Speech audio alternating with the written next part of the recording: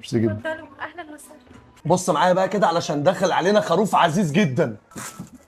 بسم الله. بص بقى معايا علشان احنا النهارده هنقول كلام كبير قوي قوي. طول عمرك بتشوف الخروف المندي، الخروف المسلوق، الخروف اللي مش لاقي حاجه يعملها، لكن النهارده خروف مشوي على الفحم يطلع لك المنظر الجامد جدا قوي اللي انت شايفه قدامك ده. لا لا لا يا راجل، سكاكين ايه ده كلام؟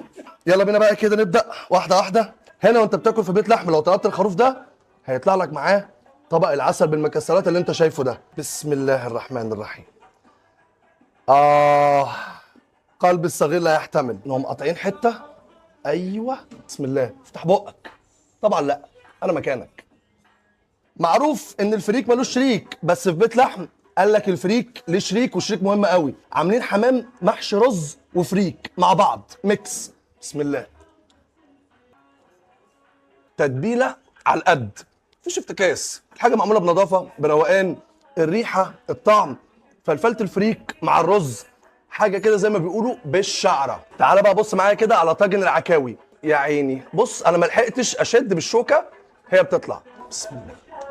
فيها سنه سبايسي تخليك لو انت شبعان تنزل تاكل دلوقتي حالا برضو تاني. بص الفته الغزاويه وشكلها وجمالها، قول الحقيقه انت جعت. الرقاق المعمول بيه الفته الغزاويه دي هم هنا بيعملوه على الرقاق الفلسطيني، لكن هم لسه محتفظين بالنكهه المصري مع الاصاله بتاعت الفته الغزاويه. اللحمه بطراوتها بالفته بالتتبيله المعموله بيها حاجه معديه العظمه بشويتين ثلاثه. احفظ شكل العصبان دي كويس قوي علشان لما تيجي هنا بيت لحم تطلبها. شوف انتصار، الله اكبر عليك. دي العصبان على طريقتها الاصليه. يا لهوي بص، استنى المنظر ده. طب ايه، انا ما لحقتش امسكه. بسم الله. عصبان ليبي زي ما الكتاب بيقول. بسم الله. فيها كبد وفيها كلاوي. الله ينور عليكي، تسلم ايديكي. انا بحترم العكاوي اللي تبقى مش ماسكه في العظمه. يعني بص خلاص، ده هاتوا على حجري بقى. بص الريشه، شايف؟ تقوم انت ماسك حته الكباب دي وتقوم واخدها كده في العسل. بسم الله. ممتعه، في سيمفونيه شغاله يا ابني والله، بس انت مش واخد بالك. بص بقى معايا كده الطاجن بتاع اللحمه ببصل. شايف اللحمه اللي فيها عامله ازاي؟ رايقه قوي، ما بتعملش مجهود. انت بتاخد، هي بتقوم نازله لوحدها على طول. تقوم واخد بقى ايه صباع الطرب ده وتنزل بيه في الطحينه زي كده بالظبط.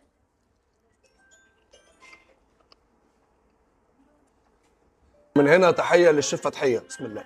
تطلع كده بصباع الكفته، تنزلش في الطحينه، تنزل في بقك.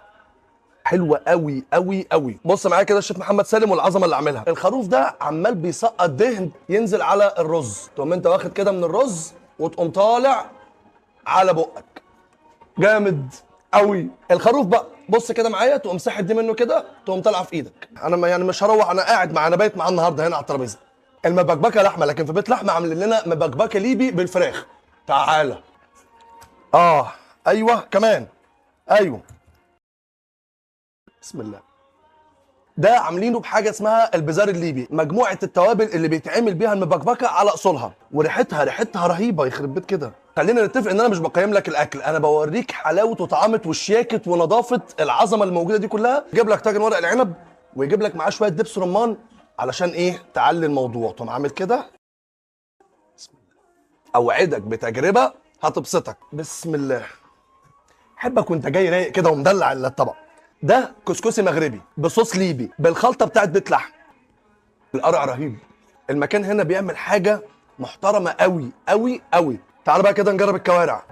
يا جدعان اللي عامل البتاع دي والله معلم. حته السبايس اللي بيحطها دي بتعلي التست قوي قوي قوي. بص انا بحترم اللون ده قوي. بص تعالى. يا عيني يا عيني. سجق بيت لحم بالزبيب. بسم الله. سنة السكر اللي جاية من الزبيب مع السجق مع التتبيلة الحلوة المظبوطة جامد جدا. ايه ده تاني؟ تعال. الفخدة دي مش مكتوب لها تتاكل. تعال يا عم. المسخن الفلسطيني. تحية من القاهرة ومن بيت لحم إلى فلسطين وأهلها. تفتح بقى كده يطلع لك المنظر الجامد قوي قوي قوي ده. تخبط كده. عظيم. هسيبك انا واكمل اكل، وانت لو عايز تاخد نفس التجربه وتدوق نفس الاطباق دي هتيجي هنا في بيت لحم في مصر الجديده في الكوربه. الاكل ده انا هاكله مكانك، ده عادي معروفه.